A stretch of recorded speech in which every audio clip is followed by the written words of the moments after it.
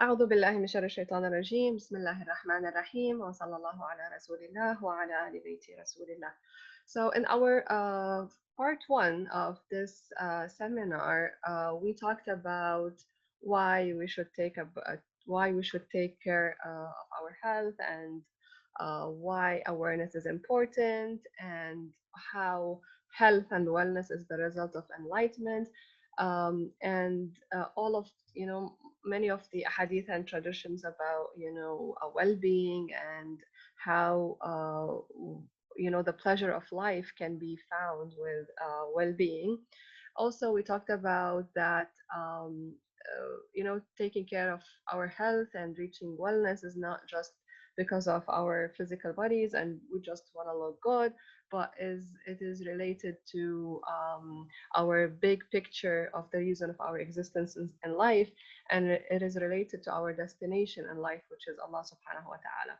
And also, we said that we are not just physical bodies, we are those soul entities, and this physical body is just like a car or vehicle for the soul. If the body is weak, then our journey to our destination, which is perfection, is going to be affected. And that's why it has been said that those with a strong nafs and strong soul, they cannot leave their bodies weak.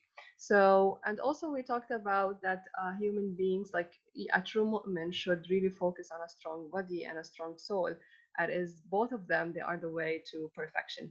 And also we said that we mentioned some of the hadith about the relation between body, mind, and soul. And the relation with food, like how the food can affect not only just our physical bodies, but our even our mental status, even our soul.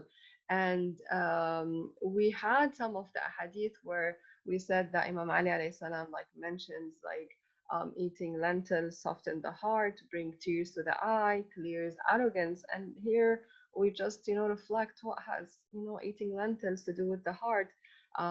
Why? Because there is a connection between food and mind and bodies.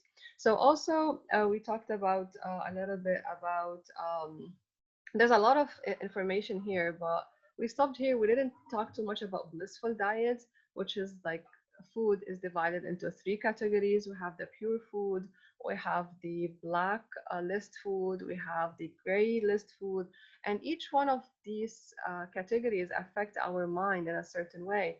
For example, like raw milk, ghee, grains, fresh fruits, vegetables, honeys, they are pure, so they are give us positive energy, and they promote purity of the mind, peace and intelligence. And on the other hand, like too much of like fast food, fried food, frozen food, canned food, all of these foods, they lack the energy, so they cause dullness, heaviness. They block the flow of energy in our system, and they promote negative emotions. And here, some people, they want to escape whatever status of negative emotions they have, and they don't know that it starts with diet. So they would go to psychologists, they would go to medications, antidepressants, and they don't know that diet is the basic reason for that. So as a conclusion of last time, we said that we are creating our bodies and realities from food. This body is can be renewed every 30 days.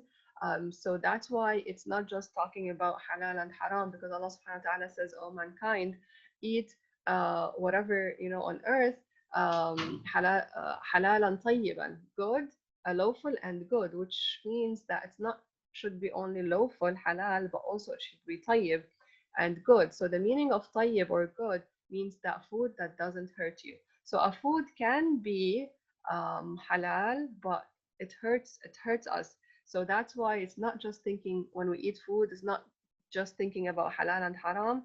It is more than that. Thinking of, is this good for my body? Is this good to my way of perfection? That's why we have been ordered by Allah subhanahu wa ta'ala in the Quran to look at our food, and then said, then let man look at his food.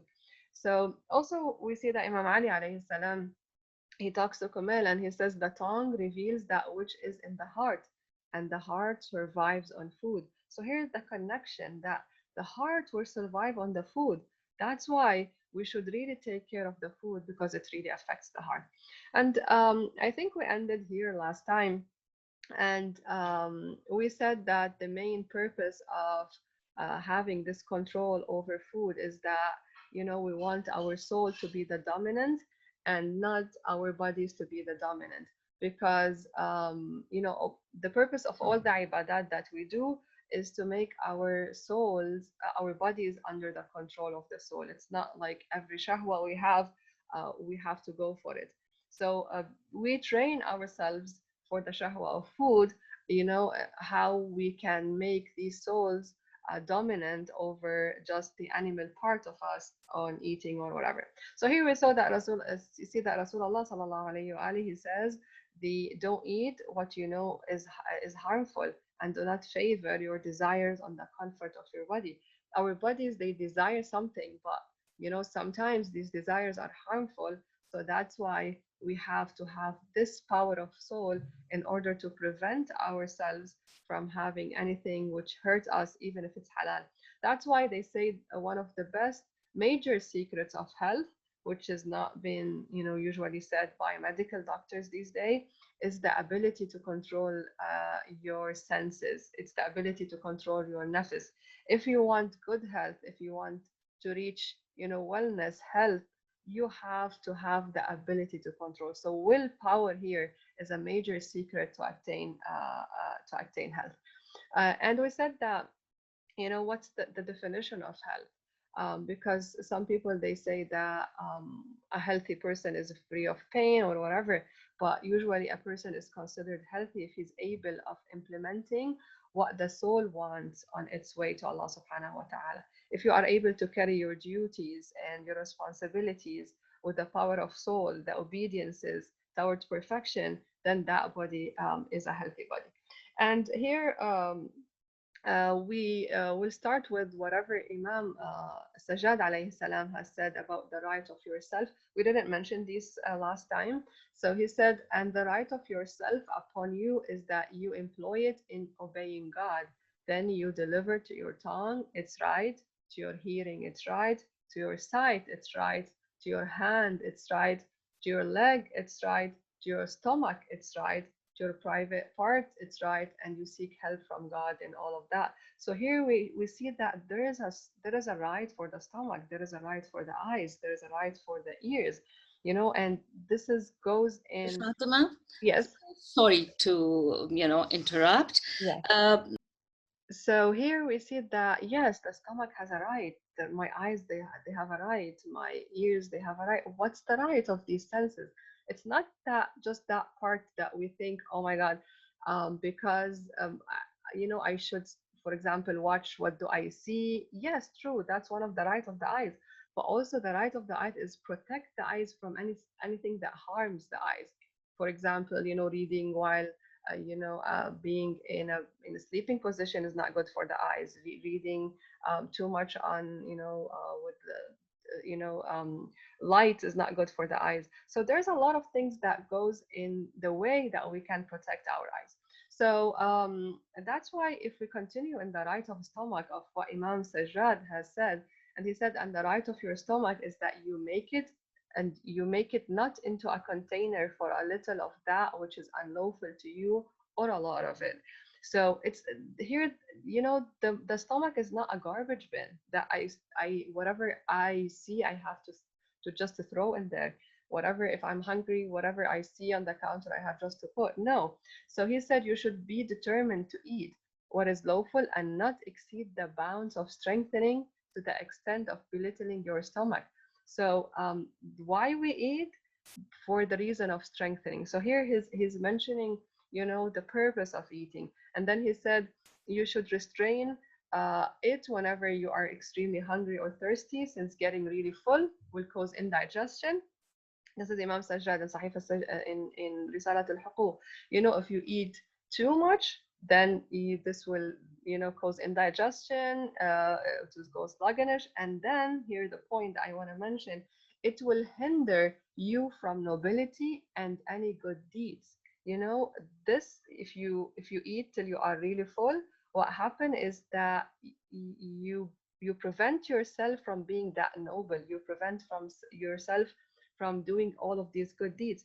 And then he said, and drinking too much will make you feel drunk, lightheaded, ignorant, and take you away from manliness. And we may ponder on these words like he's just talking about food and drink, and this is the result of excess food and drink. So that's why we should not underestimate our diets or how we eat, or why we should take care about that, because it's related to our akhirah. So that's why we said the healthy diet leads to a healthy body, leads to a healthy brain and mind. We have then the self realization, connection with Allah subhanahu wa ta'ala, and then we can reach happiness. So I want to mention something, that the real healer is in everyone. The real healer is in you, and the physician, true, the physician is Allah subhanahu wa taala, is the wise God, but still, every human being can heal himself by himself. In what terms? Of course, Allah subhanahu wa taala is the real physician.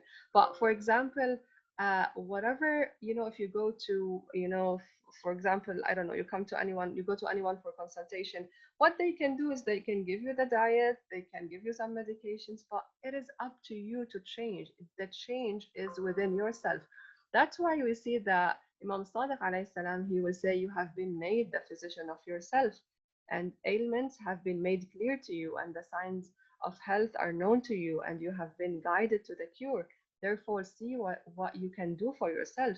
So if you don't want to change, no one can change you. And if you want to start your healing journey or your wellness journey, you are the healer of yourself. Whatever, as a counselor, what we can do is just we can guide, we can motivate, but the real healer is you. When you go into this journey, you will find that it is really an interesting journey. And this is what Imam Ali salam has says in one of these beautiful quotes about, the real potentials of human beings, they are unlimited. And he says, do you think that you are a small body while the greatest word has been folded itself in you? Like, yes, you think, yeah, I'm a man with a limited skeleton and a small body, but Imam Ali here is saying, no, the whole universe is there. So whenever you want to change, is inshallah in your hands, with the help of Allah subhanahu wa ta'ala. So here I want to enter into a new topic to talk about the body temperaments and the human body from a different perspective. The Western perspective to the human body versus like the natural or the authentic perspective is that the Western medicine, they consider all human beings like the same. If you go to the doctor with the same symptoms like other one, he will give you like the same pill, the same medicine.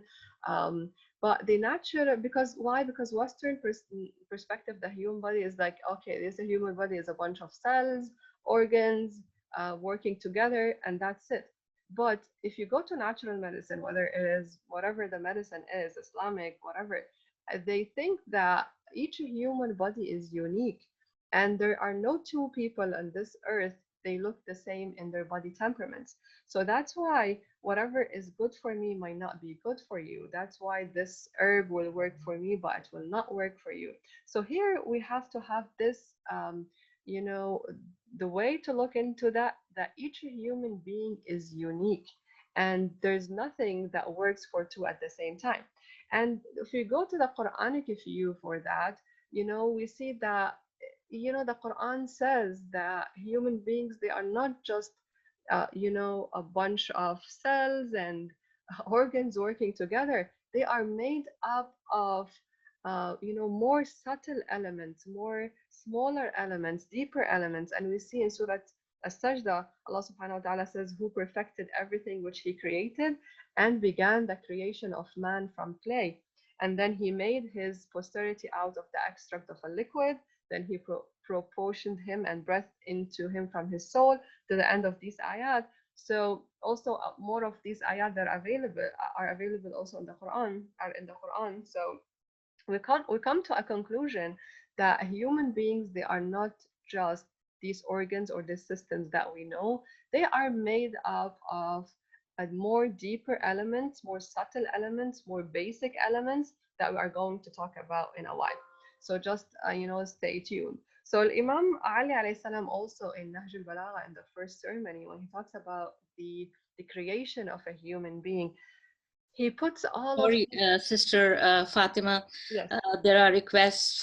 So if we go to Nahj al-Balagha, the first ceremony where Imam Ali alayhi salam talks about the creation of a human being, he didn't say human beings are a bunch of cells and organs and everyone is the same, but he says Allah subhanahu wa ta'ala collected from hard, soft, sweet, and sour earth clay, which he dripped in water till it got pure and kneaded it with moisture till it became gluey. From it, he carved an image with curves, joints, limbs, and segments. He solidified it till it dripped up from a fixed time and a known duration.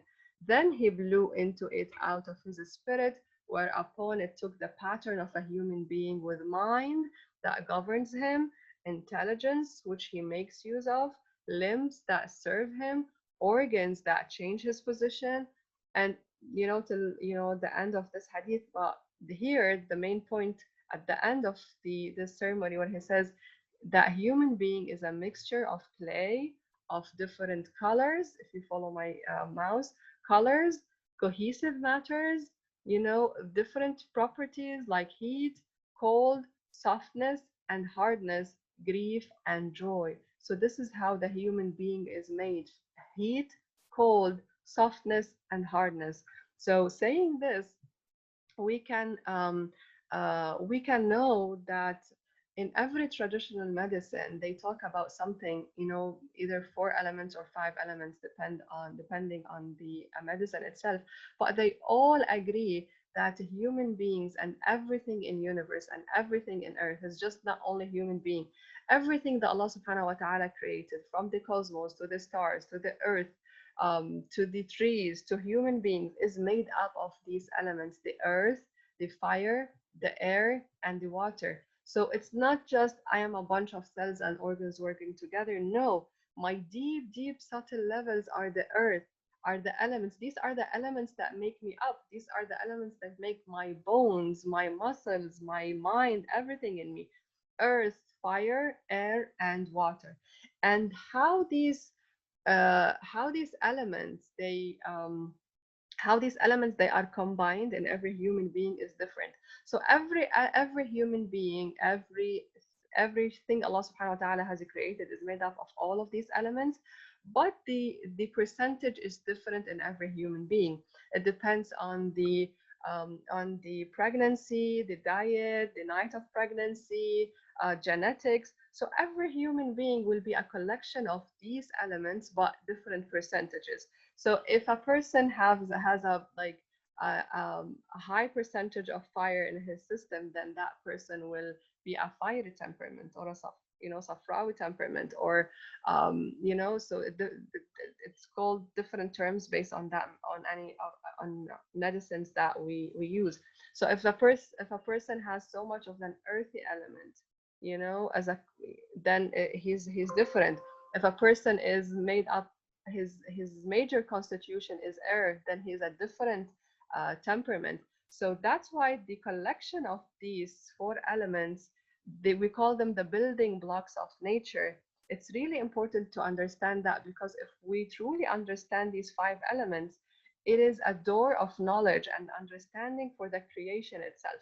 So in the body, these elements, they are associated with different tissues and functions. They are there, they made up these tissues and the functions.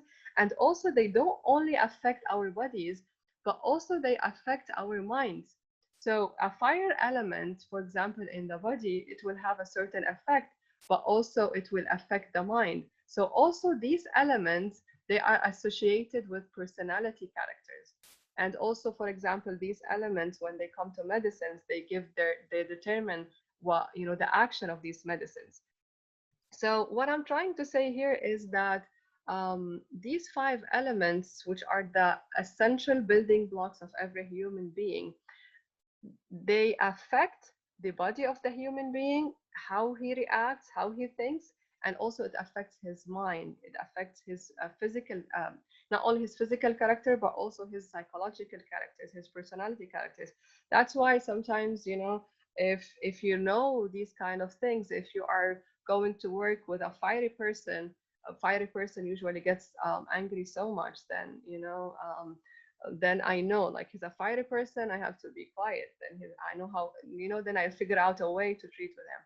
So water is like our life sustaining. We know that it's made of more than 70% of our total body.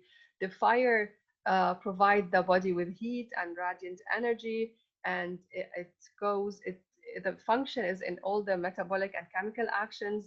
The air flows freely in our bodies. It gives us the movement, the biological functions, and feeding every cell with oxygen. So these elements are really important to understand because they are different in every human being and they manifest in a different way. So that's why if you wonder why are some people hyperactive and fast moving, while others they are just like a turtle and they love just to sleep and sit. Why some people could have they should eat like 5 meals or 3 meals, while others they are fine with just one meal in a day. Why people sometimes are joyous by nature, why people sometimes you know they are able to gain weight easily, why people some people they eat too much but they don't they don't get weight gain weight. So all of these changes that we see in human in other people, and we sometimes think why he's like that, I'm not like that, because it is related to the characteristics that make up every person, and every person is unique. You are not like me, I'm not like him. So everyone has his own body temperament and his own constitution. So that's why when I go to diet, when I want to plan my diet, when I want to know myself, I should know what's my body temperament and go from there to know myself more. And also it's a good way, it's a good way to know ourselves. We're going to talk about it. And here why Imam Rada alayhi salam had said in his dissertation, golden medical dissertation, that Allah subhanahu wa ta'ala has founded the bodies on 4 temperaments.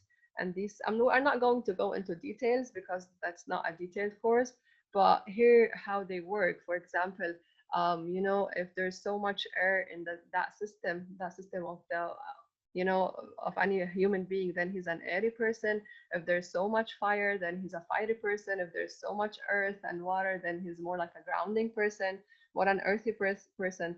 Of course, these are just terms like created by me here just to make it easy, but they have their terminologies which are sometimes difficult to say.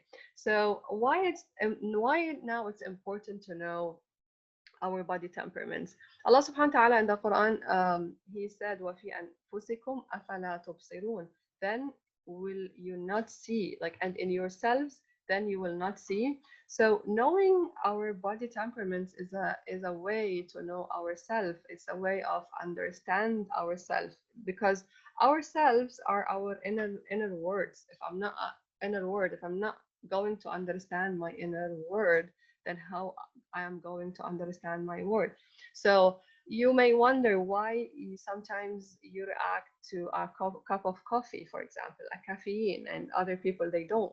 Why sometimes when you react to criticism, when you react to, for example, a love note, when you react to a rainy weather, what this means? All of that means that your body type is sending you a very personal signals that you alone can tune into it. For example, an airy person, he doesn't like cold weather. For example, a fiery person, he likes to be critical on himself and to be critical on others. So understanding this, we are going to understand, when we know our body temperaments, we are going to understand the weaknesses in our lives. I know that if I am a fiery person, because we have to link it to our reason of our existence, as we said, because we said we take care about these things because we are, our eyes are on our ways to perfection. So if I care about, spiritual path, about my perfection, about my destination, which is Allah subhanahu wa ta'ala, then I have to know this, because when I know my body temperament, I will be able to understand my weaknesses. I will be able to understand and know my strength.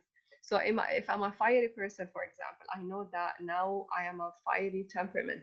Then I have, for example, to work on the hilm. I have to work on anger management. Because I know this now, it means that most likely the fiery person is an angry person. So I have to work on anger management. Then I go into adjustments in my diet, how to make this fire in my system low, how to, and also how I can manage my anger in more than a way through the diet and through other, management techniques. So what I want to say here is that when we know our body temperament, we can understand ourselves. We can know why we behave this way in a certain way. For example, an airy person is a person which is very creative. He loves to change. He loves to travel. He cannot settle in one place. He changes his mind a lot. For example, if he's balanced, then he's so creative and so spiritual. If he goes into imbalance, he can be very anxious, depressed, insomnia. So I know why I behave this way. I know why this is happening to me, because I am like this. He's different than that.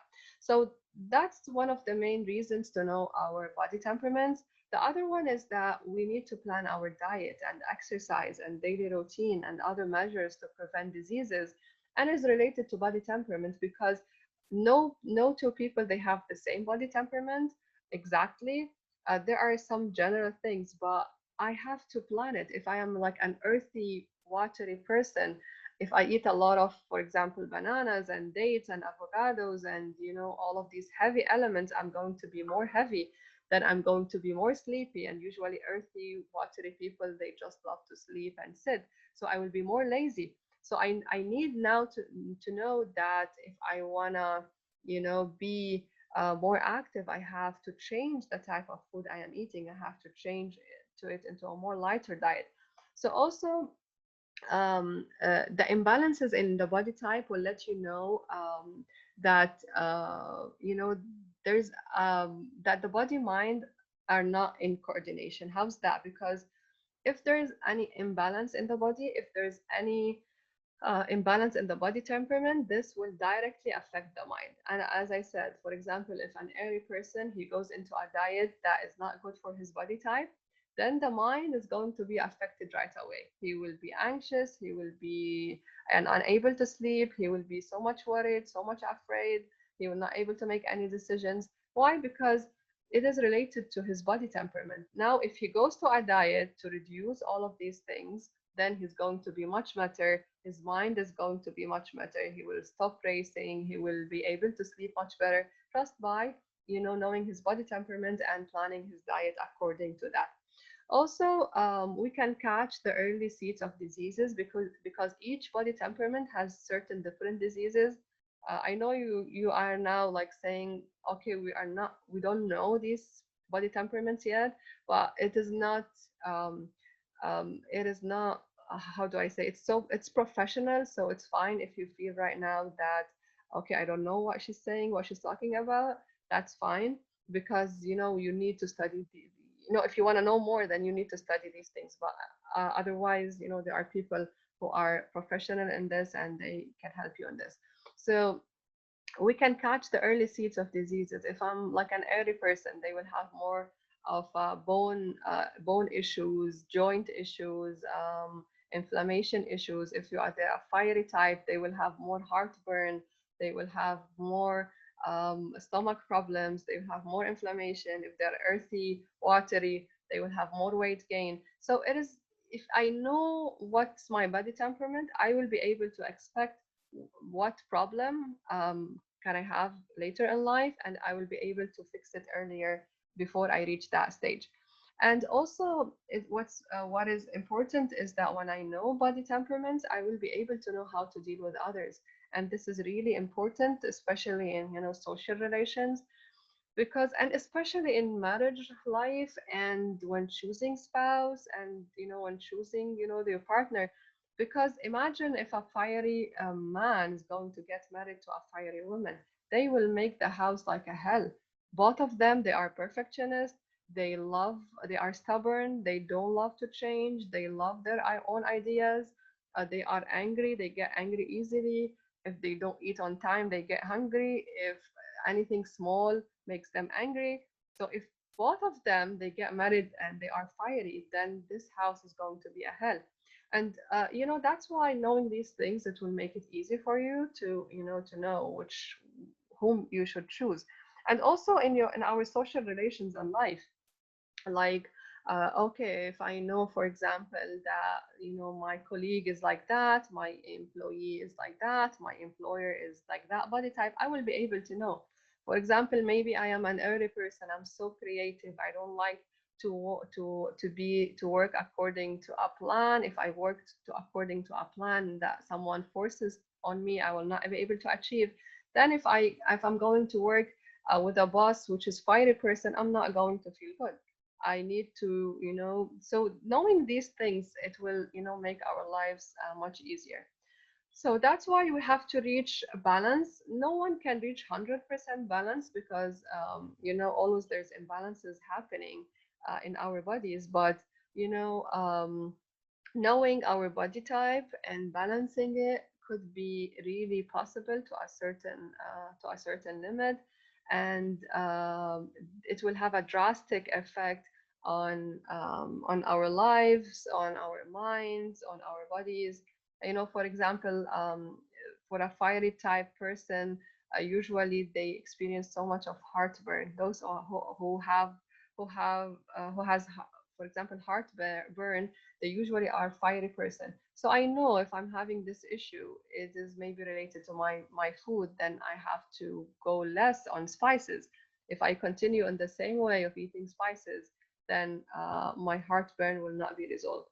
So and that's why here we mention a story from Imam Sadiq alayhi salam, who one day was present in the court of Mansur.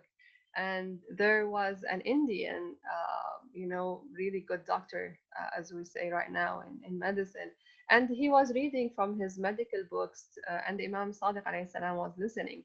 And when the Indian man finished reading, the Indian doctor, he said, "Oh, Aba Abdullah, do you want me to say anything to you?"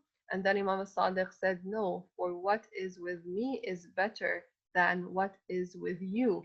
And the Indian man, the doctor said, "What is it?" And we know that the origin of medicine started from India.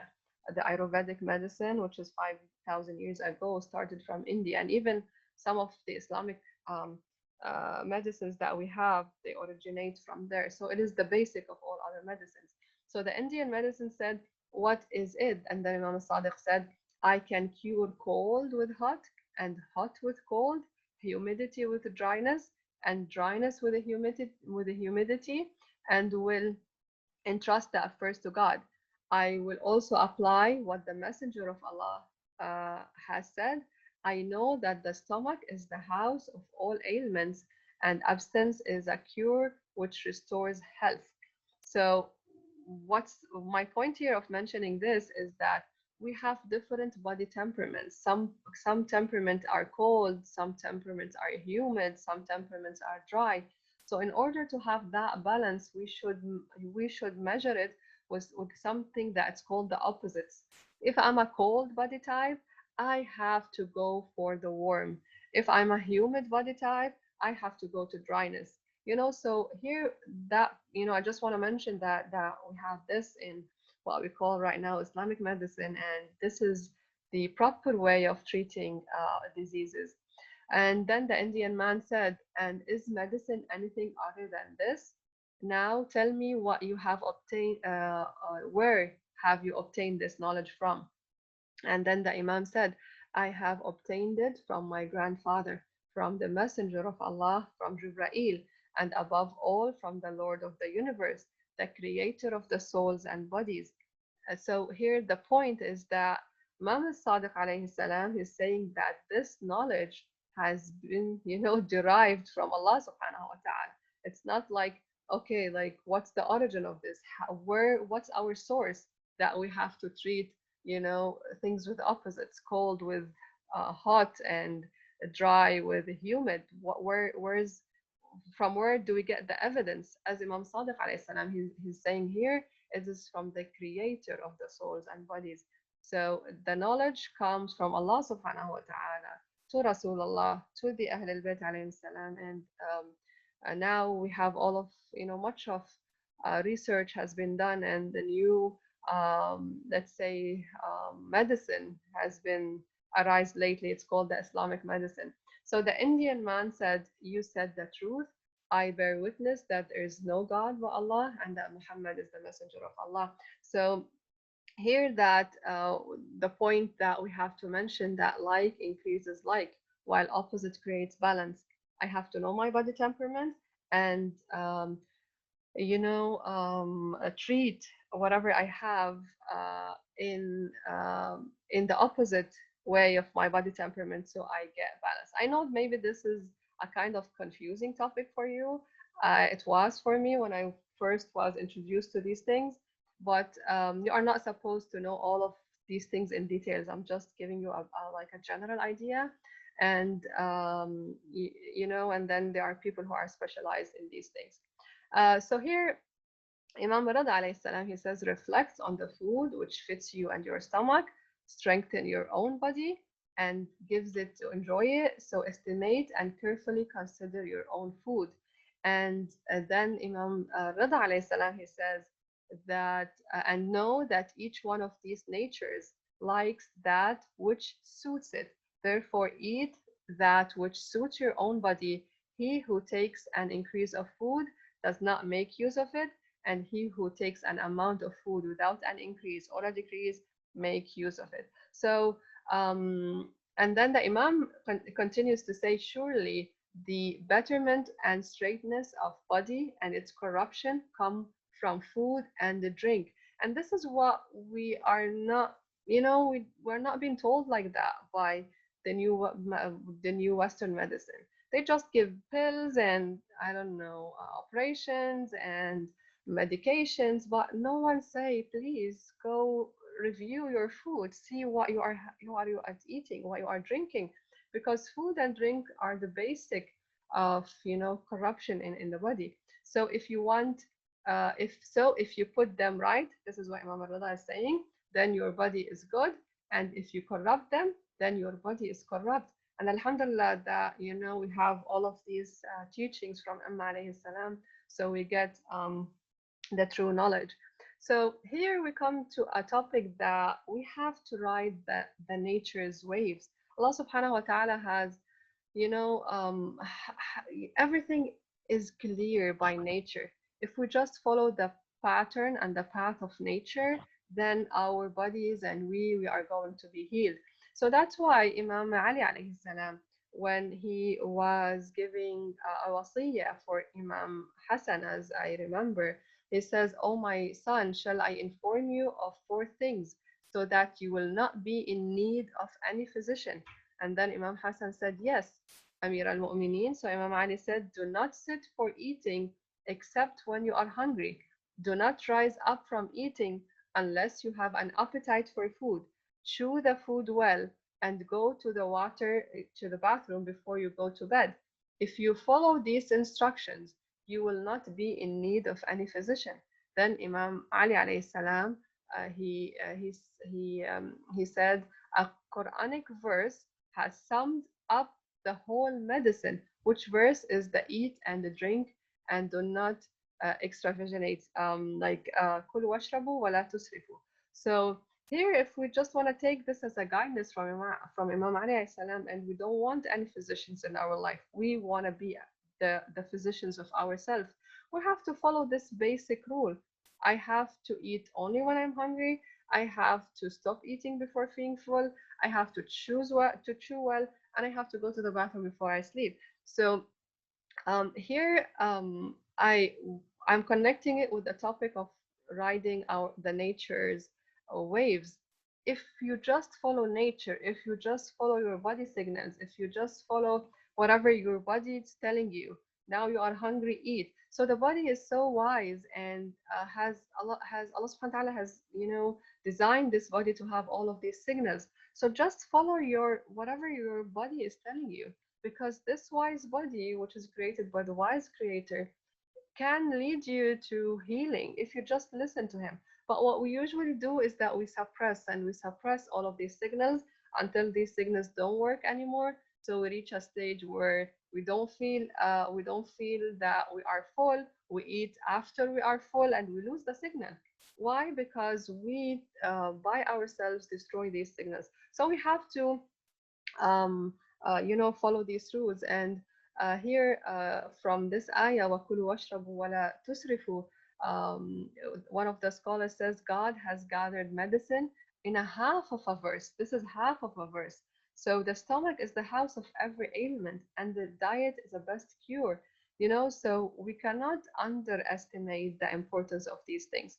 So that's why also Imam Rida has one hadith on that. I'm not going to mention it because there's no time, but we have to listen to our bodies. Our bodies are smart, and we have if someone has lost his body signals, he can just reprogram his body to in order to get these signals again. So that's why a student once asked his teacher, "Master, what is enlightenment?" And then the master replied, "When hungry, eat; when tired, sleep." It is as some people, they for example, when they come to consultations or whatever, they assume I'm going to, for example, plan something for them which is really hard. And I always say it is as simple as possible. Natural medicine is as simple as possible. Just follow your body signals and follow whatever, just in nature. If you are hungry, eat. Sometimes when they come to consultations, they will say to me, because, my undergrad was in nutrition. So we used to calculate in calories, and, you should eat this spoon and this portion. And I say, no, it's not like this. It is like, shall I tell you how much you should eat? Don't have a, you should have a sensor in your stomach that, everyone is different. I cannot tell you eat like this and eat like that and this portion, because every stomach is different. Everybody is different. So you should be your own healer. You should have your own signals. It is as simple as that. When you are hungry, eat. And before you are going to be very full, just to stop. You don't need anyone to tell you eat this much and this much. It is a very simple, natural experience. So why you need all of that? So we have to remember that the world we are living in is our table. It's not that only what we eat, is that what we see, what we hear, what we touch, what we smell, everything we metabolize in our five senses, it becomes part of us. So we have to choose wisely. We have to choose what we hear, what we touch, what we see, what we eat, because everything will be a part of us. And I'm going to end by this. In the Quran, Allah subhanahu wa ta'ala mentions that, إن الله لا يغير ما بقوم حتى يغيروا ما بأنفسهم. Allah subhanahu wa ta'ala will help us in a change, but we have to initiate the change. The change is always possible, but we have to take that initiative. We cannot wait for the change to come. If I want my life to change, if I want my whatever situation I have outside to change, it is not that I have to change outside. I have to change from within. I have to take that decision that I have to change this and I have to change myself. It's not that I have to change the situation around me and wait until things are better. I have to, in order to see that change outside, I have to start changing my own self. And that's why, Imam Sadiq alayhi salam, he says, ما ضعف جسد عما قويت عليه النية. With intention, like if you really have a good intention, then the body will never be weak for doing anything. It's just a matter of intention. So that's why this hadith is so important. Like, if you have a really good intention, then your body will never be weak. Then the intention will drive your body, so you'll be able to achieve whatever you want. So, with the intention, everything can be divine, everything can possible. That's why, Rasulullah, he says to Abu Dhar in his wasiyah, eat, sleep with intention. لِيَكُنْ لَكَ فِي كُلِّ شَيْءٍ نِيَّةٌ. You should have an intention for everything. So that's why we go back to the internal journey and relate it to health. There's always enough light for anyone who wants to see. It's just if you want to see. If if you want to see, there's enough light outside. That's why Imam Ali alayhi salam, they report that he has a saying: your cure is in yourself while you do not know, and your disease is from yourself while you do not understand. So we always blame others, blame our circumstances. We say, I have this because of this and because of this. But we are in, the first place to blame ourselves. Our cure is within ourselves. Our diseases are from ourselves. So the more we go into that internal journey of knowing ourselves, knowing our weaknesses, knowing our how to improve, know our diseases, our cures, having good intentions, having goodwill, having good willpower, all of that will make our life much better, because it will lead us to happiness, because that's why we are here. We are here to attain a pleasant, happy life and to reach Allah subhanahu wa ta'ala. So these things are never impossible, and they can be attained in this life by having this internal journey within us. So I will end up with this: wa sallallahu ala rasulillah wa ala ali bayti rasulillah.